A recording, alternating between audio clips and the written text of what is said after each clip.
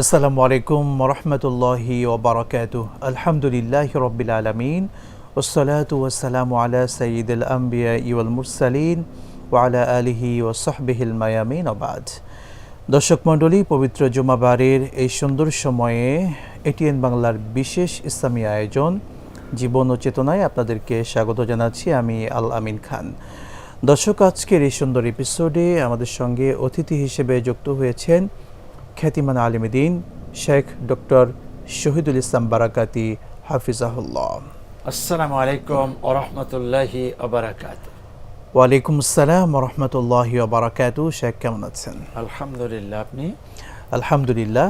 মাশাআল্লাহ। আপনাকে আন্তরিক অভিনন্দন এটিএন বাংলার আজকের বিশেষ অনুষ্ঠানে। প্রিয় দর্শক মণ্ডলী, পবিত্র জুমাবারের এই সুন্দর অনুষ্ঠানের মাধ্যমে আমরা আজকে আলোচনা করতে চাই আমাদের সকলের প্রাণের নবী, প্রিয় নবী মুহাম্মদ মুস্তাফা সাল্লাল্লাহু আলাইহি ওয়াসাল্লামের জীবন ও কর্ম নিয়ে। প্রিয় নবীর এই বর্ণাঢ্য জীবনের আমরা প্রথম পর্বে আজকে আলোচনা করব নবীর জন্মের সময়, তিনি যখন জন্মগ্রহণ করেন, এই ধরনীতে আসেন, এর পূর্বে কেমন অবস্থা ছিল, পরিবেশটা কেমন ছিল, নবী আগমনের সময় মক্কার অবস্থান, বিশ্বের অবস্থান কী ছিল, এবং আমাদের প্রিয় নবী এই ধরনীতে এসে আমাদের এই বিশ্ববাসীকে কি দিলেন, নবীর সেই শৈশব জীবন নিয়ে আমরা সম্মানিত শেখের থেকে শুনব ইনশাআল্লাহ তাআলা। শেখ, আমরা প্রিয় নবী মুহাম্মদ মুস্তাফা সাল্লাল্লাহু আলাইহি ওয়াসাল্লামের জীবন ও কর্মের প্রথম পর্বে আজকে আপনার থেকে প্রথমে জানতে চাই, প্রিয় নবী মুহাম্মদ মুস্তাফা সাল্লাল্লাহু আলাইহি ওয়াসাল্লাম যখন পৃথিবীতে আসেন, তার আগমনের পূর্বে পরিবেশটা কেমন ছিল? আপনাকে ধন্যবাদ। ইন্নাল হামদালিল্লাহি কুল্লা ওয়াসসালাতু ওয়াসসালামু আলা রাসূলিল্লাহ আল্লাযী লা নাবিয়্যা বাদা ওয়া আলা আলিহি ওয়া সাহবিহি আম্মা বাদ।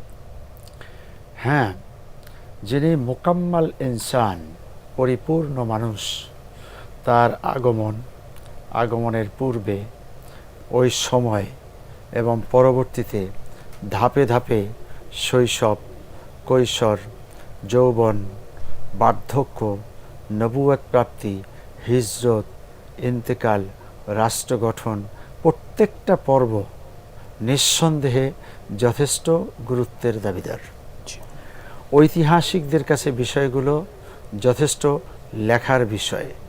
এজন্য তাদের কলমে এমনটি আসাই স্বাভাবিক যে তার আগমনের পূর্বে অবস্থাটা কেমন ছিল। 570 খ্রিস্টাব্দ, রাসূল করিম সাল্লাল্লাহু আলাইহি ওয়াসাল্লামের পূর্বে হযরতে সাইয়্যিদনা ঈসা আলাইহিস সালাম এই পৃথিবীতে সর্বশেষ নবী ছিলেন। তার পূর্বের ঈসা আলাইহিস সালামের এই সময়টা আর পরবর্তীতে এই যে ফাঁকা একটা সময়, এই মিলে আসলে কোরআনেরও কিছু বিষয়াদি আছে এবং ঐতিহাসিকদের যেমন লেখনী আছে, বিভিন্ন ধর্মযাজক, গুরু এবং যারা বিভিন্ন বিষয়ে পণ্ডিত ছিলেন, দার্শনিক ছিলেন, তাদের অনেক ভবিষ্যৎবাণী ছিল। তন্মধ্যে একটা একটা করে যদি ধারাবাহিকভাবে আসি, রাসূল করিম সাল্লাল্লাহু আলাইহি ওয়াসাল্লাম আসবেন, এটা বিভিন্ন নবীদের থেকে যেমন ইঙ্গিত ছিল, সাইয়্যিদনা ঈসা আলাইহিস সালাম তিনিও কিন্তু একটি কথা বলেছেন, ইয়াতি মিন বাদ ইসমুহু আহমদ, তারপরে একজন আসবেন, তার নাম হলো আহমদ। এই আহমদই হলেন মুহাম্মদুর রাসূলুল্লাহ সাল্লাল্লাহু আলাইহি ওয়াসাল্লাম। তাহলে কি দাঁড়ালো যে পূর্ব থেকে কোরআন দ্বারা স্বীকৃত রাসূলের খবর দেয়া আছে।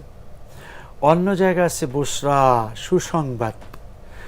অন্যান্য নবীরাও বলে গেছেন যে আমাদের শেষে আর একজন নবী আসবেন। শেখ, আমাদের কোরআনের পূর্বে যে ধর্মগ্রন্থগুলো ছিল, অন্যান্য নবীদের উপরে এসেছিল, সেই ধর্মগ্রন্থে কি আমাদের প্রিয় নবী সাল্লাল্লাহু আলাইহি ওয়াসাল্লামের আগমনের বার্তা দেয়া ছিল কিনা? হ্যাঁ, ম্যাক্সিমাম ধর্মগ্রন্থের মধ্যে এই যে বুশরা বললাম, এই সুসংবাদ দেয়া ছিল। যেমন রাসূল করিম সাল্লাল্লাহু আলাইহি ওয়াসাল্লাম যখন নবুয়ত প্রাপ্ত হলেন, তিনি বুঝেননি যে এটা নবুয়ত প্রাপ্তি।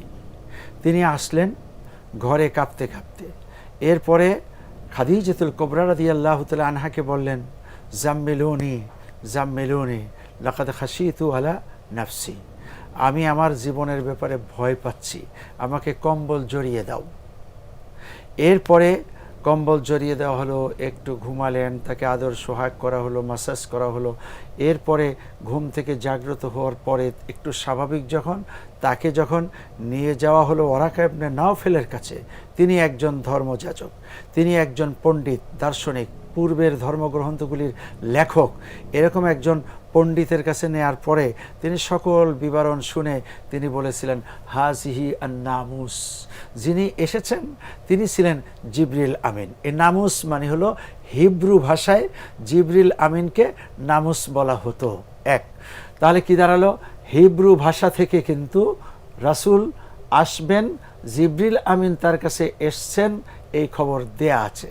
দুই নাম্বার হলো যে তিনি একথাও বললেন যে আপনাকে আপনার কওমের লোকেরা খুবই কষ্ট দিবে, সে সময় যদি আমি জীবিত থাকি তাহলে আমি আপনার পক্ষে দাঁড়াবো, আর যদি আমি পৃথিবী থেকে চলে যাই তাহলে পরে আপনি ধৈর্য ধারণ করবেন। তিনি বললেন যে আমি এত ভালো জিনিস পেলাম, আমার কওমের লোকেরা আমাকে কষ্ট দিবে কেন? তিনি বললেন যে অতীতের নবীদের এটা ছিল একটা সিলসিলা। তো এই যে দেখুন, অতীত কিন্তু অটো সিস্টেমে চলে আসে।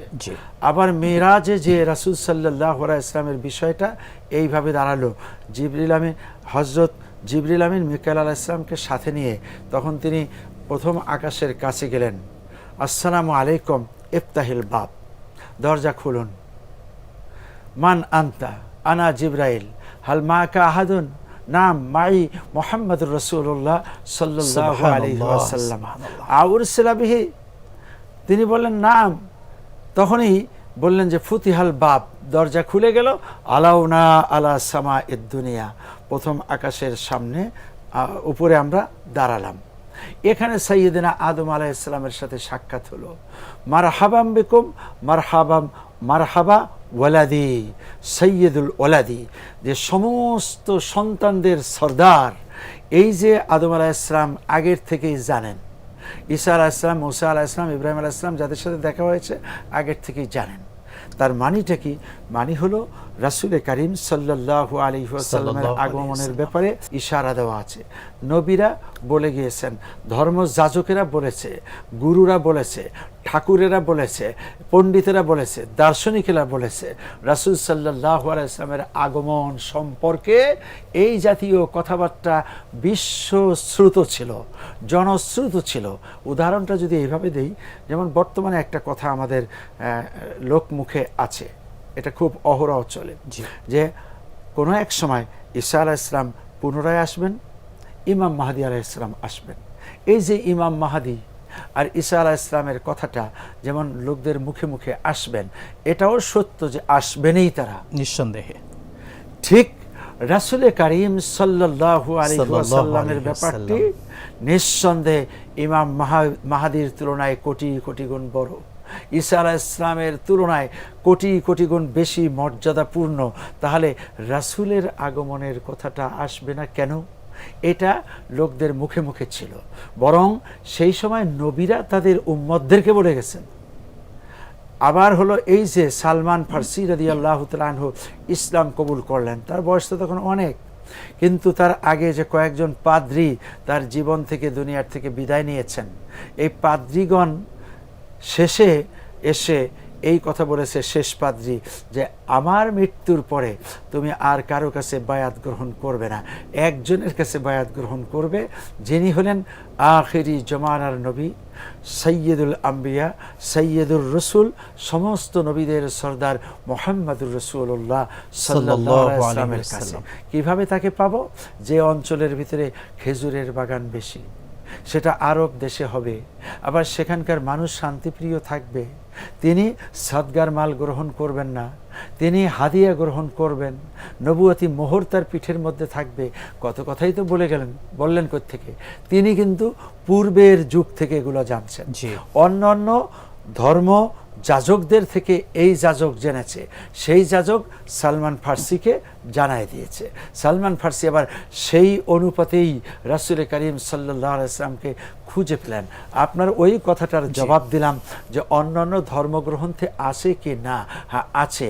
এমনকি সালমান ফার্সি নিজে ধর্মগ্রন্থ পড়তেন এমন একজন যাজকের কাছে তিনি গিয়েছিলেন, পাদ্রির কাছে গিয়েছিলেন।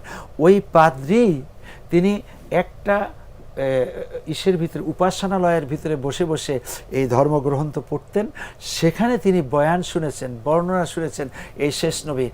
সেখান থেকে তার ভিতরে এই আগ্রহটা জমে আছে। তাহলে অতীতের ধর্মগ্রন্থে আছে, এগুলো প্রমাণিত হলো। এবার প্রথম প্রশ্ন যেটা আপনি বলেছেন, ওই সময়কার বিশ্বজনীন প্রেক্ষাপটটা কেমন ছিল? জি শেখ, আমরা এটাই জানতে চাই। আমরা এমন নবীর জীবন নিয়ে কথা বলছি যিনি হলেন সাইয়্যিদুল মুরসালিন, এবং আমরা তার উম্মত হতে পেরে আমরা ধন্য। রবের দরবারে আমরা শুকরিয়া আদায় করছি যে সেই নবীর আমরা উম্মত হতে পেরেছি। নবী আগমনের কথা পূর্ববর্তী যতগুলো আসমানি কিতাব ছিল সবগুলোতেই ছিল। আল্লাহ তাআলা পূর্ববর্তী নবী রাসূলদেরকে জানিয়ে দিয়েছিলেন এবং তারা তাদের উম্মতদেরকে আমাদের নবীর কথা বলেছেন। শেখ, আপনি বলছিলেন প্রিয় নবী মুহাম্মদ মুস্তাফা সাল্লাল্লাহু আলাইহি ওয়াসাল্লাম ঠিক যখন এই পৃথিবীতে এই ধরনীকে আলোকিত করবেন, তার পূর্বের মক্কার অবস্থান বা তার জন্মস্থানের যে অবস্থানটা ছিল সেটা নিয়ে আপনি দর্শকদেরকে একটু বলবেন। ভাই ভাইয়ে রক্তপাত করেছে, বাবাকে কুপিয়ে খুন করেছে, এবং কাবা শরীফ যা আমাদের সারা বিশ্বের মুসলিম উম্মার প্রাণকেন্দ্র, যেটাকে কেন্দ্র করে আল্লাহকে সেজদা দেই, সেই কাবা শরীফকে উলঙ্গ তওয়াফ করেছে। ভিতরে ৩৬৫টা মূর্তি সাজিয়ে রেখেছে, এবং তারা বছরে কয়েকবার সেখানে মেলা বসিয়ে দিত। সেখানে পাইকারি হারে জেনা হতো। উলঙ্গ অবস্থাতে তারা মদ খেয়ে মারামারি করেছে, পরস্পরকে হত্যা করেছে। আবার এই হত্যার পাল্লা যেখানে চলতো, এত ভয়াবহ নিকৃষ্ট অবস্থা ছিল যখন পৃথিবীতে মুহাম্মদুর রাসূলুল্লাহ সাল্লাল্লাহু আলাইহি ওয়াসাল্লাম আগমন করবেন এর পূর্বকালে। ২ নাম্বার হলো যে ওই সময় আসলে মানবতা বলতে কিছু ছিল না। নারী আর পুরুষের মধ্যে ভেদাভেদ ছিল না। কন্যা সন্তানকে জীবন্ত কবর দেওয়া হতো। এমনকি পরিস্থিতি এমন ছিল, ভয়ানক থেকে ভয়ানক, যে আসলে কেউ কাউকে মর্যাদা দিবে এরকম কোনো লোকই ছিল না। সবাই আপন আপন স্বার্থের বশবর্তী হয়ে তারা ঘুরছে। ঠিক সেই সময় মুহাম্মদুর রাসূলুল্লাহ সাল্লাল্লাহু আলাইহি ওয়াসাল্লামের দরকার ছিল। এই দরকার শব্দটা মানুষের ভিতরে শুধু আসতেছিল যে তাহলে আমাদের মধ্যে কি মর্যাদা পাওয়ার কোনো লোক আসবে না? ওরা কামনা করতেছিল। আমাদের মধ্যে নেতৃত্ব দেওয়ার কোনো লোক থাকবে না? সমাজে শান্তি প্রতিষ্ঠার মানুষ, আমাদের সকলকে একটা মহব্বত তৈরি করে দিবে এমন লোক কি পাওয়া যাবে না? আমরা কারো না কারো কাছে আমানত রাখবো এরকম একটা জায়গা কি খুঁজে পাওয়া যাবে না? আমরা একটা লোকের মাধ্যমে বিচার ফয়সালা করে নেবে এমন একটা লোক কি পাওয়া যাবে না? আমরা এই যে সকলে মিলে অন্যায় করছি, এই অন্যায়গুলিকে করবে না প্রতিবাদ করে, বা এগুলিকে কোনো না কোনোভাবে দুনিয়ার থেকে বিদায় করার জন্য চেষ্টা করবে, এমন লোক কি পাওয়া যাবে না? এইভাবে করে কিন্তু ওদের ভিতরেই একটি হাহাকার তৈরি হয়েছিল, আকাঙ্ক্ষা তৈরি হয়েছিল। সেই আকাঙ্ক্ষার প্রতিফলন মুহাম্মদুর রাসূলুল্লাহ সাল্লাল্লাহু আলাইহি ওয়াসাল্লামের আগমন।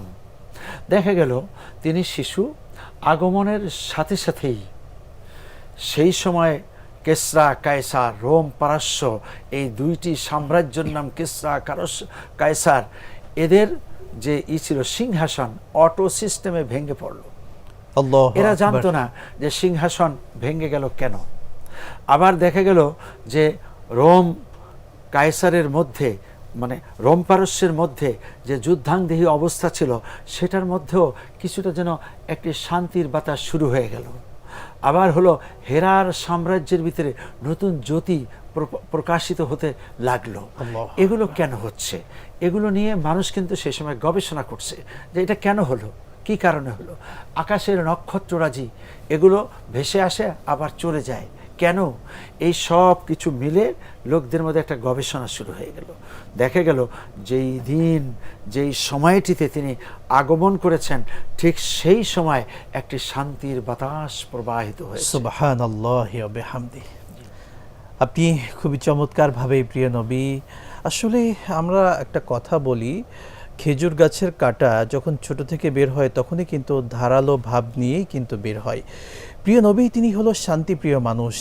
এই বিশ্বকে, এই ধরনীকে যিনি একেবারে কঠিন পরিস্থিতি থেকে এই সুন্দর পৃথিবীকে সুন্দর উপহার দিয়েছেন, এই পৃথিবীকে শান্ত করেছেন, এই পৃথিবীর মানুষগুলোকে যখন জাহান্নামের পথিক ছিল সেখান থেকে নিয়ে জান্নাতের পথিক বানিয়েছেন।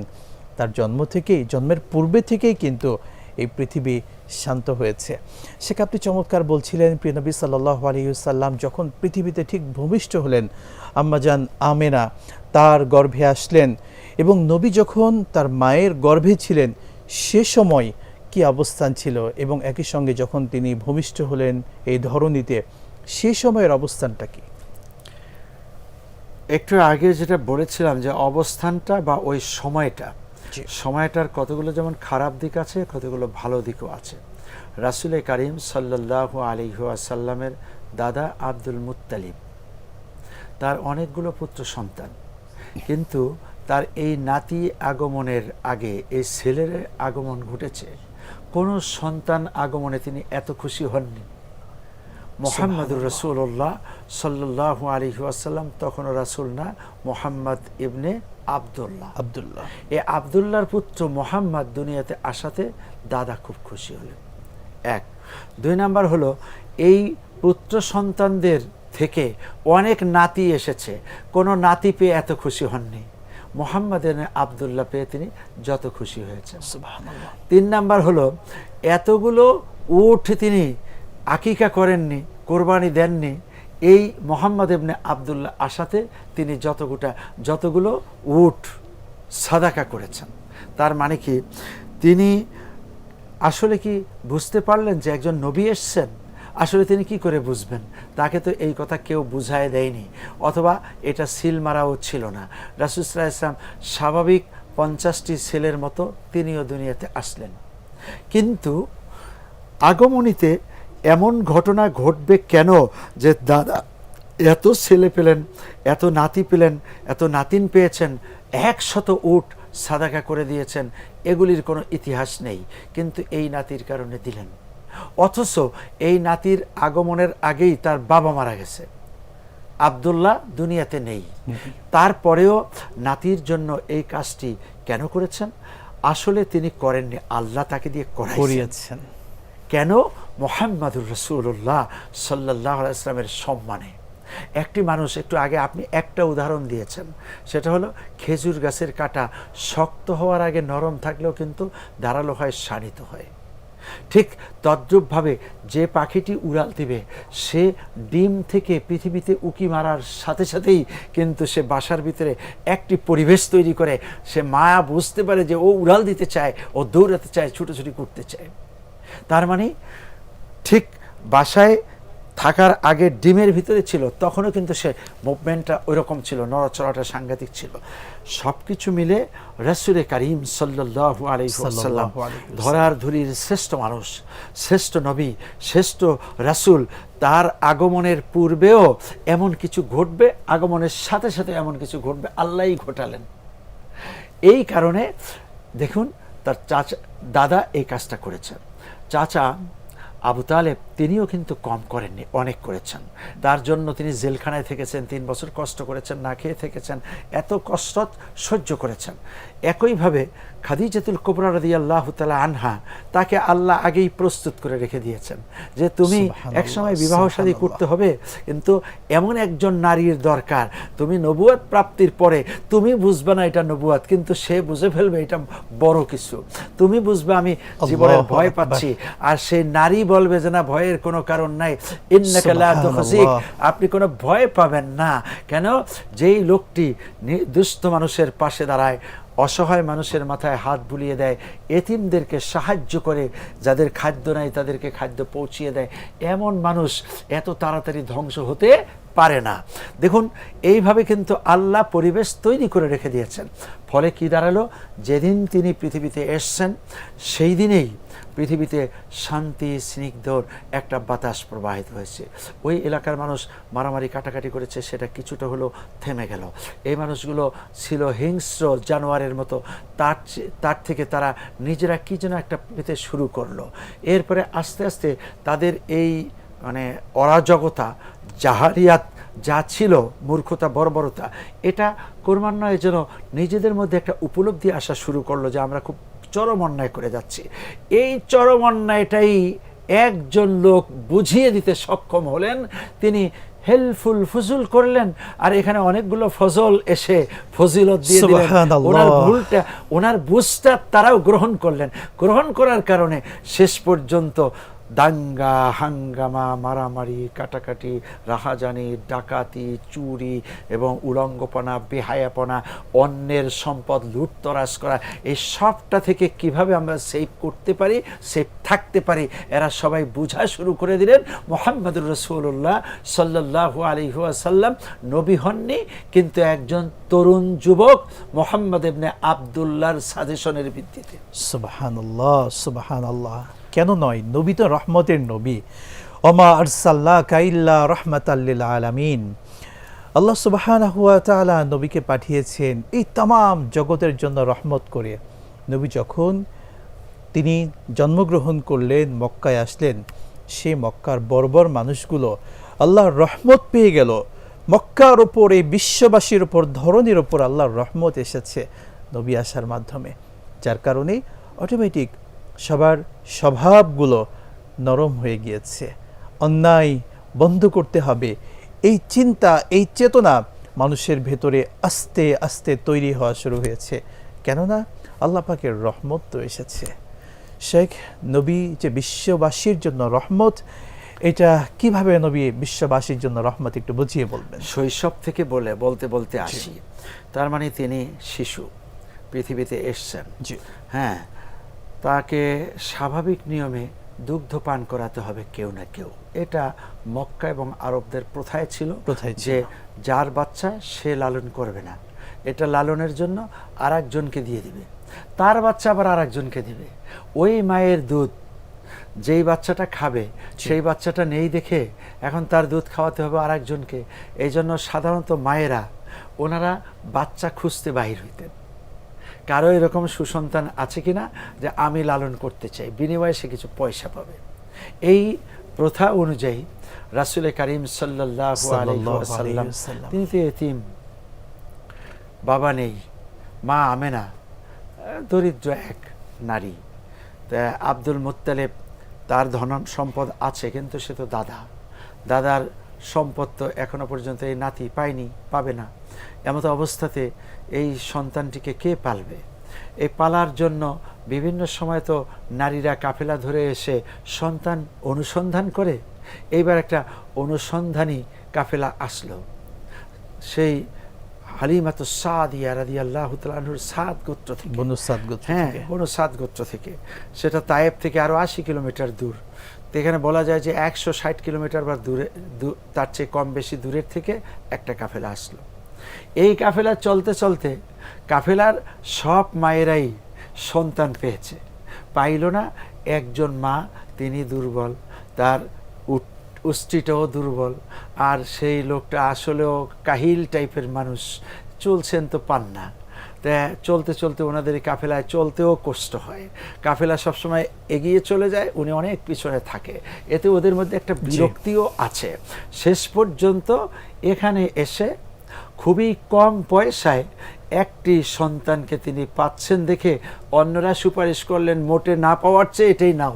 সেই এতিম, সেই অসহায়, আর সেই অসহায় মা হালিমাতুস সাদিয়া, যাকে নিয়ে অন্যরা একটু বিরক্ত ছিলেন, সেটাই পরবর্তীতে ঈর্ষার কারণ হলো যে উষ্ট্রিটা খুব দ্রুত চলছে এবং আস্তে আস্তে হৃষ্টপুষ্ট হতে থাকলো। শক্তি যেন কোত্থেকে এসে হাজির হয়ে গেল, এবং হালিমাতুস সাদিয়া নিজেও অনেকটা প্রাউড ফিল করতেছেন। কেবলই তার যেন শক্তি, শান্তি এবং উচ্চ মার্গতা একটার পর একটা হচ্ছে। কেন? আজ তার উষ্টির পিঠে তার কোলে যিনি এসেছেন তিনি হলেন মুহাম্মাদুর রাসূলুল্লাহ সাল্লাল্লাহু আলাইহি ওয়াসাল্লাম। তার বারাকা সেই শৈশব থেকেই শুরু হয়ে গেল। এছাড়া আরও অনেক কথাই আছে, ভবিষ্যতে বলা হবে ইনশাআল্লাহ। শুকরিয়া শাইখ, ইনশাআল্লাহ আপনার থেকে কোনো এপিসোডে আবারও আমাদের নবীর জীবনী নিয়ে শুনবো ইনশাআল্লাহ তাআলা। আপনাকে অসংখ্য ধন্যবাদ। জাযাকাল্লাহু খায়রান। মাশাআল্লাহ, আলহামদুলিল্লাহ, হাইয়াকুমুল্লাহ। প্রিয় দর্শক মণ্ডলী, এটিএন বাংলার পর্দায় পবিত্র জুমাবারের এই সুন্দর অনুষ্ঠান জীবনের চেতনা থেকে আজকের মতো বিদায় নিচ্ছি। নবীর জীবনী থেকে শুনলাম, আমরা আল্লাহর কাছে তৌফিক কামনা করছি যেন নবীর জীবনী আমাদের জীবনে অনুসরণ করতে পারি, মেনে চলতে পারি। রব্বে করিম সেই তৌফিক দান করুন, আমিন। আসসালামু আলাইকুম ওয়া রাহমাতুল্লাহি ওয়া বারাকাতুহু।